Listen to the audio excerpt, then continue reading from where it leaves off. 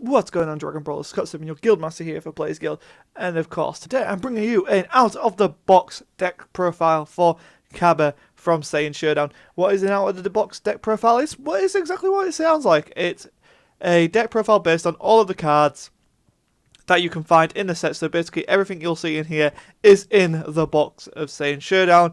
I wanted to make this kind of a on themes, untapped potential, new player friendly type of deck series, and I think it's just a bit of fun. And obviously, guys, recommend upgrades in the comments below for people who want to expand upon this. I'm not going to do that in today's video, that'll be a further enhancement series, but let's get into it. Let's talk about Cabba. It is a U6 leader, obviously, Saiyan. When this card attacks, choose a U6 card in your hand, discard it, and draw 2. When you're at 4 or less life, you can awaken and you draw 2 cards. Basically, there is an alt awaken if you have a unison, but I do not run a unison in this deck, so that's kind of a moot point. We do have the Super Saiyan Cabba Proud Volley. Alter once per turn. If it's your opponent's turn when you play a blue U6 card, switch up to one of your blue energy to active mode. When this card attacks, draw a card. Activate battle. We don't need to worry about the activate battle because again we're not running unisons and it requires spirit boost. So let's get into the deck itself. Huge shout out to Deckplan for making this super easy to build and show off.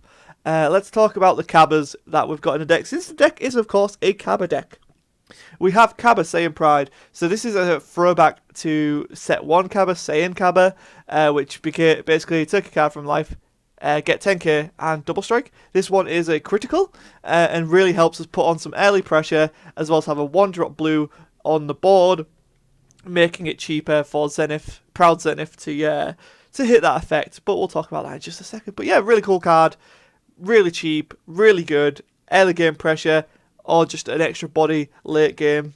Getting a card to hand, never a bad thing. Our super combo is, of course, Super Saiyan Cabba Universe 6 combination. It's a 0-10 built in, so you don't have to worry about the sparking. Sparking's only there if you need to draw a card, but we should be getting to 5 cards in our drop area relatively easy. Now we're moving on to Super Saiyan Cabba Proud Zenith. So this guy is very cool. He's a unique dual attacker blocker. He's 19k. And when we play this card, we choose 1. If it's our turn, we draw 2. If it's our opponent's turn, we place up to 1 of their battle cards with an energy cost of 4 or less at the bottom of their deck. Then we switch up to 1 of our energy to active mode. At the end of our turn, we switch this guy to active mode. So if he blocks and survives, or if we swing twice, then we can restand him. So it's really cool stuff. Activate main battle, but this is where he comes in. Like, this is where the genius of this guy comes in. Pay 1 blue and then 2 unspecified, but we're all a mono blue deck here, so it's going to be 3 blue in total. If there are a total of 3 or more blue and or yellow cards in your battle area and or combo area, play this card from your hand. We are running a lot of 1-drops, so this requirement should be fulfilled super easily. If not, we can also combo into it, which is really handy. And essentially we play this guy from our hand. If we do it in our turn, we draw 2. If we do it in our opponent's turn, this is where it really becomes awesome, is essentially it becomes a 1-drop, it's a 1 blue. It's a 1 blue, and allow me to explain. So our Super Saiyan Cabba, when we're awakened, when we play a U6 in our blue U6 in our opponent's turn, we can switch an energy to active mode. So that's one of them. And of course, if we play this card in our opponent's turn, we can switch an energy to active mode. So there's the second energy. So of course it becomes a 1-drop 19k dual attack blocker. Or you can use this offensively, and there's nothing wrong with that, to get extra cards to hand, extra combo power, whatever you want to do with it. If you're on your final push maybe, and you're comboing in, and you can drop this guy, and that's an extra 2 swings essentially, and 2 cards to hand. So yeah, really cool card, really recommend it. For the deck. That's kind of the crux of the deck, is this Zenith, Proud Zenith. We'll talk about the outlier card because she's the only one here that's not a Saiyan U6, which is important. She is a 3-drop Vados right on time, dual attack, counterplay, play this card. If the battle card being played has an energy cost of 3 or less, return the card to its owner's hand instead. It becomes a 2 cost in your opponent's turn, which in turn becomes a 1 cost, because if we play it in our opponent's turn, then of course, boop, we just switch an energy to active mode thanks to our Super Saiyan Cabba effect. Woo, yay! So, yep, I just thought it'd be interesting to have a bit of versatility. We have plenty of negates in the deck, not much counterplay, and not much removal, so I thought this would be a really good little addition to the deck. And of course, she's 0-5 and she can be charged if nothing else. Let's talk about Leafa next, because, well, she's part of the Potara package. Just a cantrip here. We don't get the activate main because our leader is not a blue Kale. Didn't really want to run this, but needed Saiyans. Obviously need Khalifa for Potara, so in she went. And, you know, cantrip, it's not the worst thing to play in the world if you have to play it. But her upgraded sister version, a Super Saiyan version I should say, is so much better. She has deflect, so she's going to hit the board. Activate main, limit 1. If your leader is a blue U6, which we are, and do have 2 or more energy, which we should, we play this card from our hand and draw a card. So she's a cantrip and a 15k body, and of course helps with Potara. So really, really good card there. I really like this Khalifa a lot.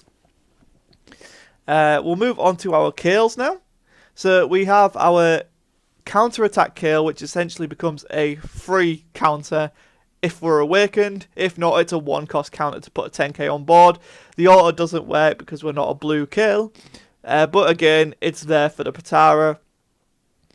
Then we have Kale, ready to fuse. She's not a cantrip, but she's a searcher, sorry.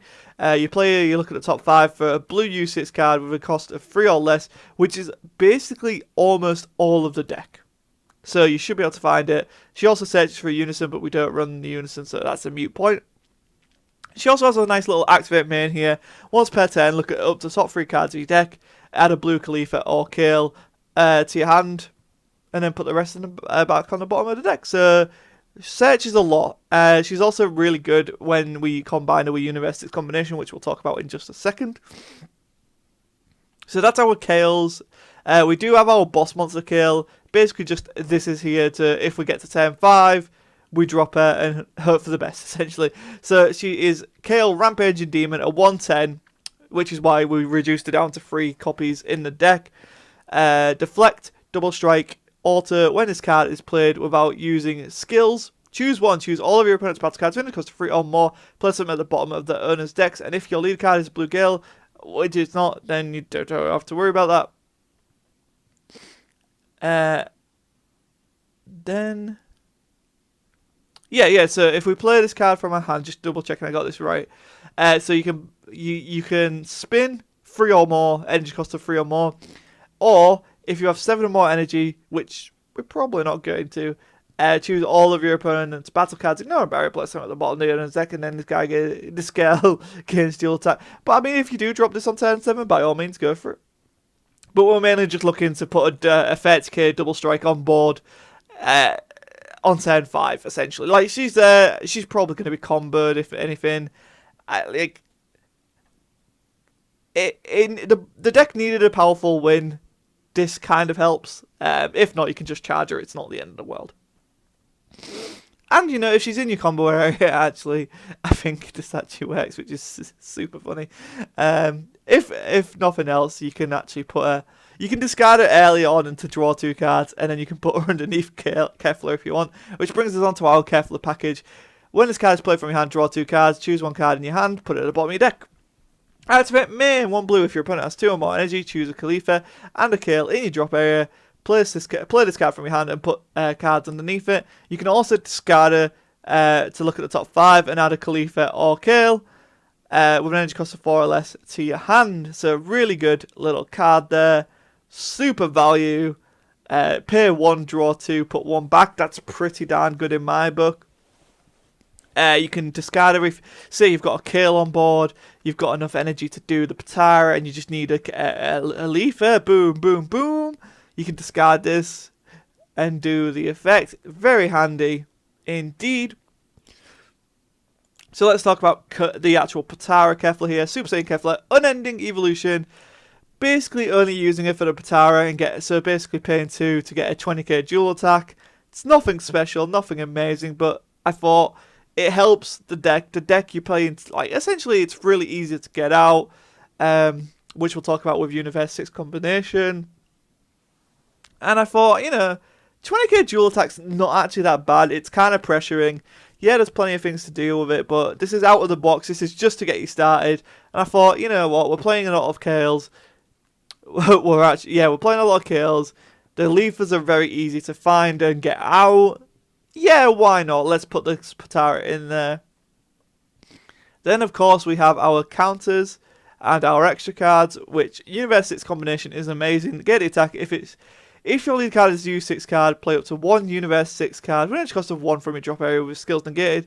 So this card is great for going into kill. If you want to find that Leafer, you play her. Obviously, she doesn't get the search, but she does get the ability to pay 1 to find one of the others if you need to. You can play the Leafer, don't get the draw, but again puts the Patara body on board. You can play Cabba, which of course sets you up next turn to do some more critical damage, which really good if it's early game. And so yeah, so plenty of choices to choose from there. And above all, it's just a 1-drop negate. It does have an activate main, which is really handy here. If your leader card is U6 card, choose all of your battle cards with Saiyan and Universe 6. They get 5k power for the turn. So everything but Vados is eligible for this. So that's really strong. Obviously, your leader's not included because it's not a battle card. But it makes some of these cards really strong. So 25k dual attack there. You got 20k swing here with Khalifa. 20k with the Kefla. Cabba becomes a 24k, which is super annoying. And that's a dual attack. And of course, we've got 35 potentially here with Kale. 35 double strike without even comboing. Pretty powerful. And of course, Cabba becomes a 20k critical as well. So lots of little things to do with Universe 6 combination. And our final card for this out-of-the-box deck profile is a Sister's Determination. If your lead card is Universe 6, negate the attack. You may choose 1 blue card in your hand, discard it. If you do, your opponent can only attack 1 more time with a battle card or unison card with 20k or more. Really handy, really solid, helps you survive. Really, really like this card a lot. It also has an activate battle. If it's your opponent's turn, choose up to 1 of your cards. It gets 10k power for the battle. Then choose up to 1 of your mono blue energy and switch it to active mode. So you do have to pay the energy first, but essentially you get that energy back, and it's a 10k power boost for the battle. So it's a super combo almost. Probably better than a super combo actually, because it kind of negates some minusing shenanigans. But yeah, really good. Really helpful, and this is offensive and this is like to use defensively, which is what I'm trying to set up here. Is basically energy efficiency, defensiveness, and just having a bit of fun with a U6 engine. This gets you into blue U6 quite easily, helps you explore some mechanics like Patara, self-awakening, counter plays, counter attacks, activate effects. So it encourages a lot of different mechanics to be further expanded upon, and you can take this deck in a lot of ways, which, guys, this is where you come in. Let us know how to upgrade this deck with cards from past sets, or maybe even cards in the set. Maybe what would you do differently? And we'll probably feature those in a later video of just upgrading the out-of-the-box Cabba. Let me know what you think of this series. Is it good? Is it bad? What would you like to see? Leader wise, I think the next one I'm going to do is Broly, because that one is just built to be out of the box and it's really cool. But yeah, let me know. I really want to make some more newer player friendly or just more casual type content for Dragon Ball. I think there's a lot there, and a lot of people do like seeing different decks.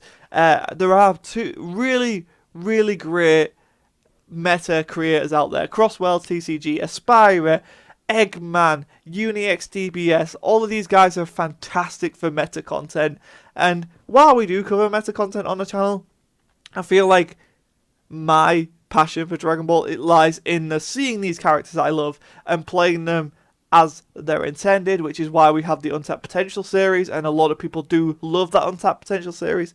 So yeah, this is kind of the next progression of that. This is out of the box, guys. Let me know your thoughts in the comments below. If you're new here, hit that subscribe button. If you like this deck profile, hit that like button. If you didn't like that deck profile, leave a dislike, but let me know in the comments why.